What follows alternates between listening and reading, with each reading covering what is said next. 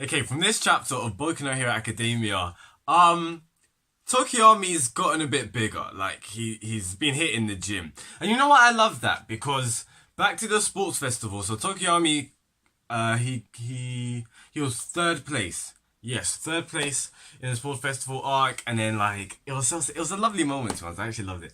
All Might came to him, gave him the medal, gave him like a little hug, and he was just like, if you improve your physical abilities, you'll be able to do you'll be able to be better. Because remember the fight when it was Bakugo, and Tokoyami. Basically, so once Bakugo put his Quirk, used his explosion in Tokoyami's face because it had light as a byproduct.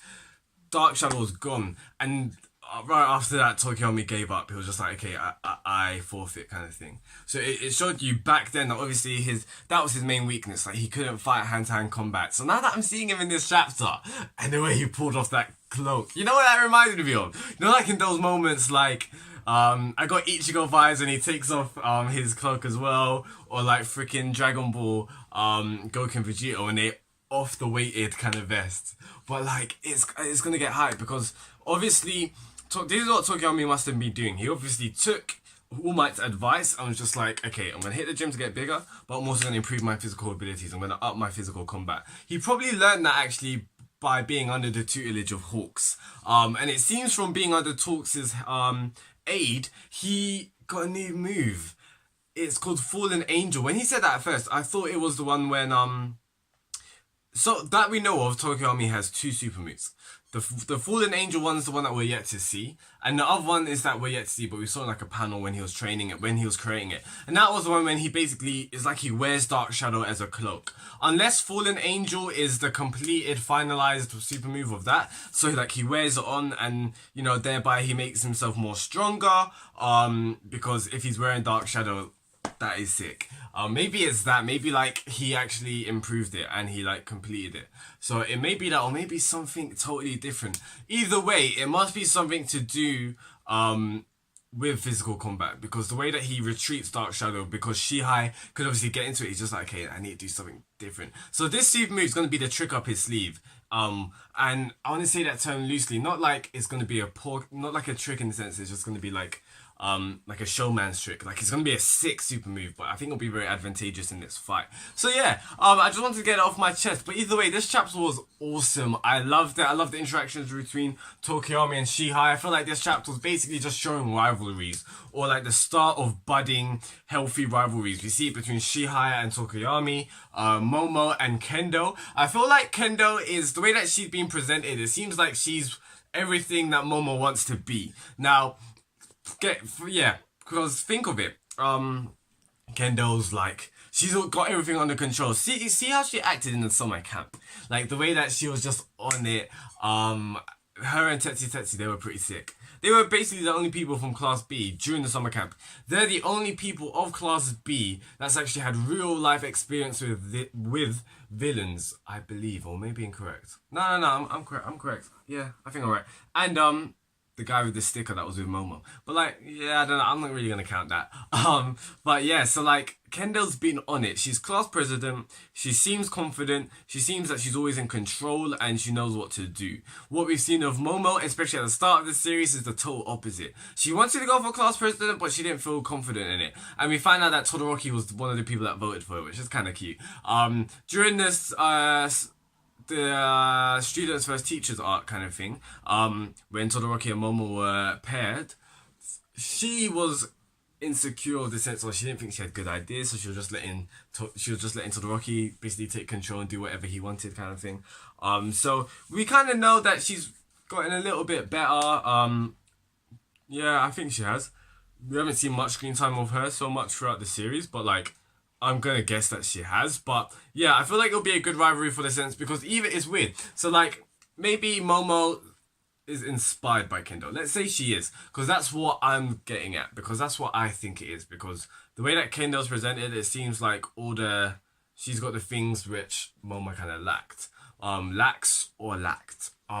Whereas, however, Kendo feels like Momo's better by being smarter and in class A. So yeah, I think it's gonna be really intriguing how they fight and yeah, what tricks they have up their sleeves. Because Todoroki says something along the lines of maybe her operation is gonna be able to pull through. So Does Todoroki know something that we don't? Does Momo have like a super move that she's cooked up, which is gonna be pretty cool? I feel like we're really gonna see Momo take the helms in this fight, which is gonna be awesome. However, I slightly feel like Class B is gonna win. I feel like it has to.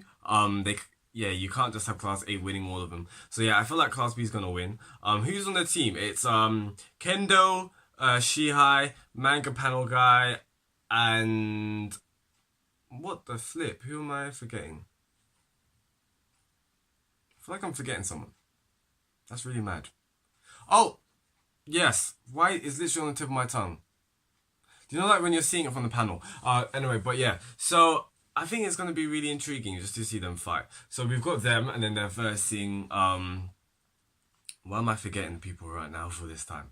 Where they're facing obviously Tokoyami, Momo, the blind girl, invisible girl, and who's the fourth member? My goodness. Why is that? That's really weird. But yeah, so I'll probably remember it in a second. But yeah, so other than that from the chapter, like with the rivalries and all that kind of thing, that was really awesome to see. I feel like the manga panel guy is gonna be freaking OP. Like, think about it. He's a manga panel. I'm thinking his quirk's gonna be like either characters that he can create. I think it's gonna be one of those kind of things that he can create characters from his own stories. Or how awesome if he can create characters from other series. But I feel like maybe that's gonna be copyright kind of thing that you can't just imagine he brings out Luffy or something like that. That'd be pretty cool. I don't know if that's allowed, if that's possible. But let's say his quirk would be like whoever he draws he can bring to life. Something like that. It may be like from Bleach Ichibei. He had whatever he drew, but that was like his quirk was like he can take the names and the powers of things. But I'm thinking like it's got something to do with he can create something, and it's got to do with obviously story. Which is gonna be pretty intriguing. But other than that, yeah, I really did love this chapter. It was really awesome. I'm really intrigued to see more Shihai. I'm loving his quirk, like the fact that he can he can merge into darkness. It reminds me of the guy from Overhaul, one of Overhaul's quirk. Overhaul's lackeys. His name begins with an I, like Ibera or something like that. You guys know who I'm talking about. Him, like he can merge into things. So I think this quirk is actually pretty awesome. Not gonna lie, like. The fact that he can merge and he can like hide it's kind of like Cloak from Marvel Comics. It's kind of like Cloak, but obviously Cloak can kind of like he can go in the darkness and then he can transport. So yeah, no, it's more like he can. I don't know how to explain it, but like it's a really cool quirk, and it can become freaking OP. Because imagine like in darkness, like yeah, and it's just so awesome how like him and Tokoyami they're basically the same. Like Tokoyami's just like you understand the majesty of darkness, and he's like. I live in it, and I'm like, rah, like it's kind of hilarious. And what's one of the funnier moments? Shiozaki comes up. So what's her name? Beast Boy apologizes to Shiozaki, and Shiozaki is just like, may your sins be absolved in the flames of hell. And I'm like, what the hell? Like, no pun intended, but like seriously, that actually made me laugh. That was kind of funny. But what I did find really weird, it's not like super important, but I thought it was kind of interesting to know. Okay, so Tetsu's kind of talking about Kendo, saying how like she's the big sister of the class. If it weren't for her, everyone would have been indoctrinated by Monoma. Now this is kind of weird, but like I never thought Monoma was the character that actually had influence. I thought he was just annoying. Like I thought everyone just didn't pay any attention to him. But the way that it seemed like maybe this guy actually can control people with his. I don't know, but like, because it's the way that he was always been presented is salty, and obviously he was always salty, and everyone's reaction was just like, "What's this guy on? Like, this guy's just crazy." So I always thought that no one paid any attention to it, but clearly, if it weren't for Kendo, people would have just become crazy as well. Like people would have just believed him. So that's kind of actually funny to know. Like I just love how Horikoshi has those little small attention to detail, and with like the feedback from the feedback from the previous fight. The students. So we find out this is basically like a test. They're basically monitoring Shinzo as to if he gets admitted into the hero department, which is kind of cool. Also the fact that he said like he's only used 10% of his training, which is even better. Like don't get me wrong, he was really awesome. But the fact that he's got even more to show from his training and how he's improved, I'm really excited to see more of that. And it shows you that Horikoshi is gonna keep him here. Like he's gonna still be on the forefront. Pardon me. And with Isaiah Sensei, it took him 6 years to master the binding cloth. That is really intriguing and really interesting. Yeah, that's kind of cool to know. Now, one of the main like things was two people I want to talk about: Kirishima, and Kaminari. So Kaminari, basically, he only was useful when everyone was got captured, so he actually needs to sort that out. And I said in my previous video, like, Kaminari could be so, like, he could be so sick. He just needs to overcome that kind of, that limitation of his quirk. And then he'll be so OP in my opinion. Like, the guy's got electricity. Like, freaking lightning. So yeah, and then, what's it called? Kirishima. It makes sense. If you don't, he's bad with, like, he's only good with close combat. If you stay far away from him, he's pretty much screwed. That's why I kind of found it funny in the fight when Beast Boy literally just throws him away. Like, do you know how funny that actually is? Like, that just basically, it just rendered him useless.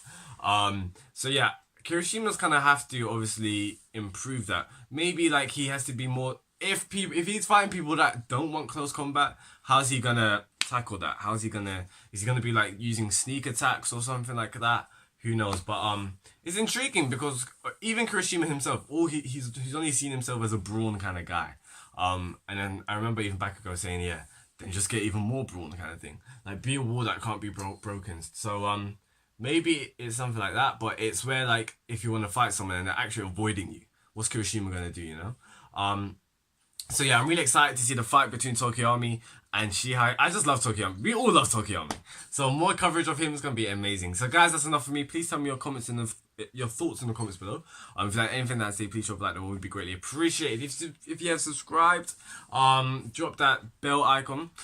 Click that, you know, to be notified when the videos drop. If you haven't, click that subscribe button as well. That would be awesome. This is me. Shin Sam. Peace out, guys, and goodbye.